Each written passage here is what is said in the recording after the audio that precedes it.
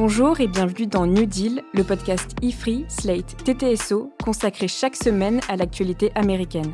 Je suis Aurélie Rodriguez et je suis en compagnie de Laurence Nardon, responsable du programme USA à l'IFRI. Bonjour Laurence. Bonjour Aurélie. Alors Laurence, aujourd'hui, en l'absence de Christophe Caron et de Romain Dessal, nous allons réaliser cet épisode entre femmes, et ça tombe bien, puisque nous allons parler d'une femme, une américaine, Madeleine Albright, qui est morte mercredi 23 mars à l'âge de 84 ans. Madeleine Albright a été secrétaire d'État de Bill Clinton de janvier 1997 à janvier 2001, et elle est la première femme nommée à ce poste. Elle sera remplacée ensuite par Colin Powell, qui, lui, fut le premier Afro-Américain à occuper cette fonction. Nous en avions justement parlé dans le 91e épisode de New Deal en octobre 2021.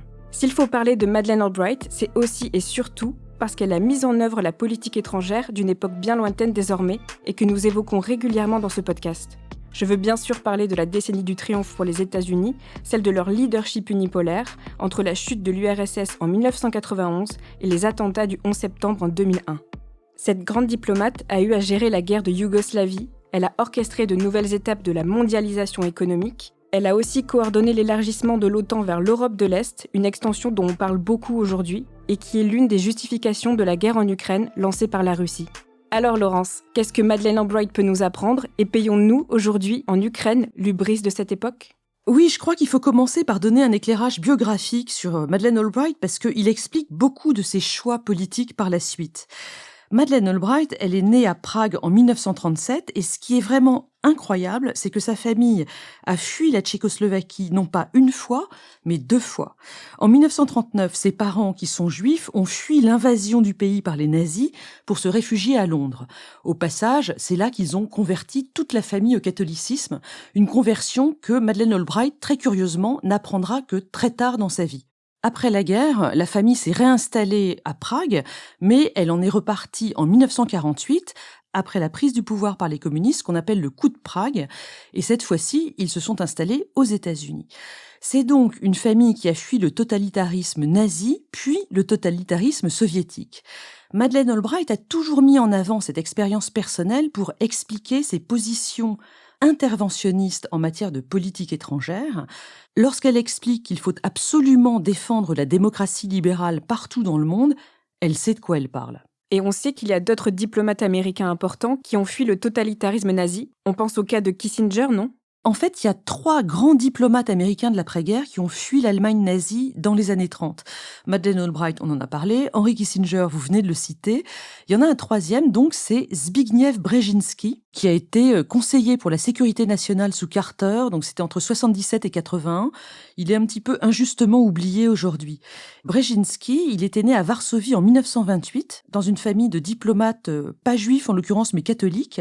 Il se trouve que sa famille était en poste à Montréal lorsque la guerre a éclaté en 1939 et donc ils sont pas rentrés en Pologne.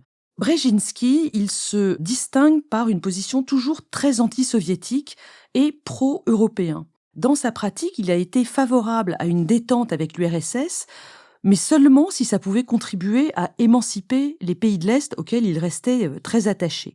C'est par anti-soviétisme qu'il a commencé à financer les moudjahidines afghans après l'invasion de l'Afghanistan par l'Union soviétique en 1979. Ces moudjahidines qui deviendront les talibans par la suite, une erreur rétrospectivement. Je vous renvoie, si vous voulez en savoir plus, sur sa biographie qui a été publiée en 2015 par Justin Weiss. D'ailleurs, j'ai lu que son fils, Mark Brzezinski, est l'ambassadeur américain en Pologne depuis janvier 2022. On peut dire que c'est un retour aux sources pour la famille de Brzezinski, mais vous ne m'avez pas répondu pour Kissinger. Oui, alors Henry Kissinger, lui, il était né en Allemagne en 1923 et de famille juive, il s'est réfugié aux États-Unis en 1938.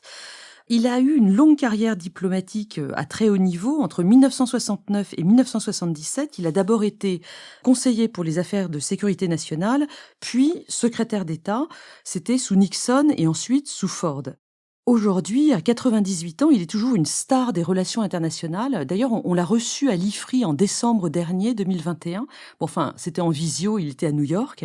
Mais justement, c'est très intéressant de parler de lui ici parce que, à partir d'une expérience de jeunesse très similaire à celle de Madeleine Albright, on voit qu'il a tiré des conclusions complètement différentes et mis en œuvre une politique étrangère inverse de celle que Albright allait appliquer 20 ans plus tard. Kissinger, il exerce en effet ce qu'on appelle la realpolitik. Pour lui, il faut tout faire dans l'intérêt national des États-Unis sans trop se soucier de morale. Alors si on regarde son bilan entre 1969 et 1977, eh bien, il a commencé par sortir les États-Unis du bourbier vietnamien. La chute dramatique de Saïgon en 1975, c'est lui. On y a beaucoup repensé au moment de l'Afghanistan l'été dernier. Kissinger a aussi lancé la détente avec l'URSS tout en opérant un rapprochement avec la Chine, ce qui était relativement sournois de sa part parce qu'il s'agissait de diviser les deux pays communistes. Et puis, il a aussi été très dur en Amérique latine. Il a orchestré le suicide de Salvador Allende lors du coup d'État au Chili en 1973. Pour conclure sur Kissinger, on voit que c'était un républicain, il avait une pensée très pessimiste sur la nature humaine et ça le conduisait donc à cette vision très réaliste, très pragmatique de la politique étrangère américaine. Et c'est une philosophie que Madeleine Albright ne partage pas du tout. Pouvez-vous nous raconter la suite de son parcours? Comment est-elle devenue secrétaire d'État? Oui, Madeleine Albright, après la guerre, elle a fait des études de sciences politiques, d'abord à Wellesley, qui est l'université pour femmes, encore réservée aux femmes aujourd'hui dans le Massachusetts. Puis, elle a été à Johns Hopkins à Washington pour terminer avec une thèse soutenue en 1975 à Columbia, à New York, où elle avait eu comme professeur et peut-être même comme mentor, devinez qui, Zbigniew Brzezinski. Comme ce dernier, Madeleine Albright était démocrate, elle a donc commencé à travailler dans les équipes de politique étrangère de Carter. Ensuite, il y a eu des mandats de présidents républicains, Reagan et Bush père. Et c'est sous Bill Clinton qu'elle est nommée d'abord ambassadrice à l'ONU pendant son premier mandat de 93 à 97, puis, vous l'avez dit en introduction, secrétaire d'État pendant le second mandat de Clinton de 97 à 2001. Rentrons dans le vif du sujet. Quels ont été les grands axes de sa politique étrangère? Eh bien, la politique étrangère de Madeleine Albright, c'est vraiment quelque chose de très spécifique. On parle souvent de la doctrine Albright. Elle est fondée sur l'exceptionnalisme américain, c'est-à-dire cette idée que les États-Unis ont un rôle moral à jouer dans le monde, un rôle pour faire le bien et qui justifie leurs nombreuses interventions militaires à l'étranger. C'est Madeleine Albright d'ailleurs qui a employé l'expression de « nation indispensable » pour parler des États-Unis. C'était dans une interview en 1998. Cet interventionnisme militaire pour faire le bien, il est vu comme relativement légitime à l'époque parce que les États-Unis viennent juste de gagner sur l'URSS. Ils sont en train de proposer au monde entier leur modèle de démocratie libérale, de prospérité économique et plus largement leur modèle d'ouverture. Et tout cela s'inscrit dans le concept qu'on appelle destinée manifeste. Et qu'est-ce que ça donne concrètement? Sur le plan économique, c'est l'époque où la mondialisation s'envole véritablement.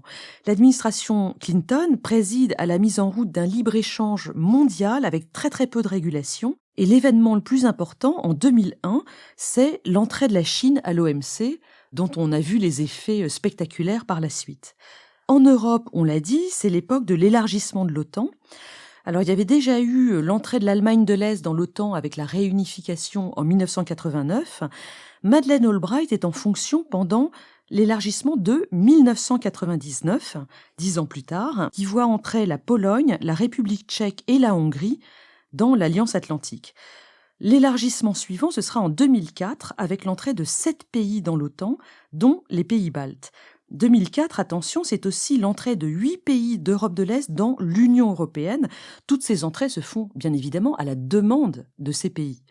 L'objectif, c'est clairement de les faire rentrer dans le modèle politique et économique de l'Occident. Mais on sait que Madeleine Albright a quand même eu à gérer des crises terribles. Je pense par exemple à la guerre en Yougoslavie, Laurence. Oui, et c'est très important parce que c'est là, dans le traitement de la guerre en Yougoslavie, que se joue un certain modèle d'interventionnisme militaire américain qu'on a vu à l'œuvre par la suite et peut-être jusqu'à aujourd'hui. Il faut distinguer entre le premier mandat de Clinton et le second. Pendant le premier mandat de Clinton, entre 93 et 97, les États-Unis étaient encore traumatisés par les événements de Somalie en 1993. 18 soldats américains qui se trouvaient sur place pour une opération humanitaire s'étaient fait massacrer de manière vraiment abominable. Je vous renvoie d'ailleurs au film de Ridley Scott, Black Hawk Down, qui est sorti en 2002 et qui raconte toute cette histoire. Et du coup, les États-Unis avaient choisi de ne pas intervenir pendant le génocide au Rwanda en 1994 et plus largement pendant la première partie des guerres en Yougoslavie entre 1992 et 1995. Madeleine Albright n'avait pas eu trop son mot à dire parce qu'elle était à l'époque ambassadrice à l'ONU à New York. Mais c'est lorsqu'elle devient secrétaire d'État en 1997 qu'elle met en place une politique beaucoup plus résolue. Il y avait d'une part les sanctions en Irak, qu'on lui a beaucoup reprochées par la suite, mais parlons surtout de l'intervention dans les Balkans pendant la guerre du Kosovo, une guerre qui s'est déroulée de mars 98 à juin 99. Les Américains ont lancé une campagne de bombardement principalement de la Serbie dans le cadre de l'OTAN, des bombardements qui se sont déroulés de mars 99 à juin 99, donc vraiment les derniers mois de la guerre. Cette intervention militaire aérienne, c'est l'une des premières ingérences humanitaires en soutien aux droits des peuples à disposer d'eux-mêmes. Et ce qu'il faut noter, c'est qu'elle a été réalisée sans mandat de l'ONU. Et cette intervention militaire, elle constitue un précédent à celle de Bush en Irak en 2003. Après le 11 septembre, cette intervention, elle avait été réalisée également sans l'aval du Conseil de sécurité, on s'en souvient. Est-ce qu'on peut dire que lorsque la Russie envahit l'Ukraine en février dernier, c'est en réaction à ce type de politique américaine, disons, trop affirmée ? Oui, c'est l'interprétation qui est faite par les réalistes aux États-Unis à l'heure actuelle. Et c'est vrai qu'ils ont un certain nombre d'arguments à mettre en avant. Mais Aurélie, pour que nos auditeurs aient une vision vraiment complète des choses, il faut dire que cette lecture, elle semble oublier deux choses. La première, c'est que l'Occident a quand même fait des choses très positives en Europe de l'Est et en Russie pendant cette décennie 1990, une décennie vraiment très difficile en Russie, où il y avait un taux de suicide énorme, un capitalisme absolument sauvage, mais où quand même il y avait une possibilité d'ouverture, on respirait. À cette époque-là, la Banque mondiale, le FMI, la BERD, qui était la Banque européenne de reconstruction et de développement, ont déversé littéralement des milliards de prêts et de dons en Russie et en Europe de l'Est pour aider à la conversion économique. Je me souviens aussi qu'il y avait des formations à la démocratie vraiment dans tous les sens. Et la deuxième chose qu'il faut dire, c'est que la Russie ou le régime de Poutine, ils sont pas des acteurs complètement passifs par rapport à l'Occident. Ils auraient pu choisir de plonger dans la démocratie et l'état de droit à partir de ces fameuses années 1990. Mais manifestement, on voit que 30 ans après, c'est pas vraiment le chemin qu'ils ont pris. Ils ont quand même une responsabilité dans cet état de fait. Tout n'est pas imputable à l'Occident. J'ajoute que pour les réalistes, qui sont donc pas d'accord avec ce que je viens de dire, l'ironie est terrible, car la guerre en Ukraine, qui se déroule depuis février, provoque aux États-Unis un retour massif des interventionnistes qui veulent aller défendre Volodymyr Zelensky et la démocratie libérale. Donc on est revenu à la case départ, celle de Madeleine Albright. Exactement, et c'est ce qu'on peut lire dans ses tout derniers articles, parce que Madeleine Albright avait publié un long papier dans Foreign Affairs en octobre 2021 et encore un édito dans le New York Times il y a un mois, le 23 février, donc vraiment à la veille de l'invasion de l'Ukraine par la Russie.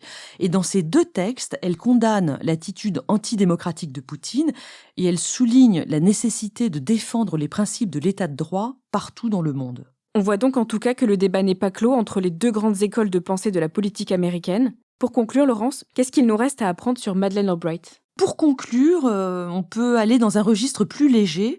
Madeleine Albright était connue pour ses broches, souvent assez clinquantes et énormes, en forme d'aigle ou de serpent ou autre, avec lesquelles elle envoyait des messages à ses interlocuteurs. Je vous en parle parce qu'elles sont toutes présentées en ce moment dans une exposition qui s'appelle Read My Pins, lisez mes broches, et qui est proposé par le Musée national de la diplomatie américaine, un musée qui est en cours de construction à Washington depuis 2014 et qui est essentiellement en ligne pour l'instant.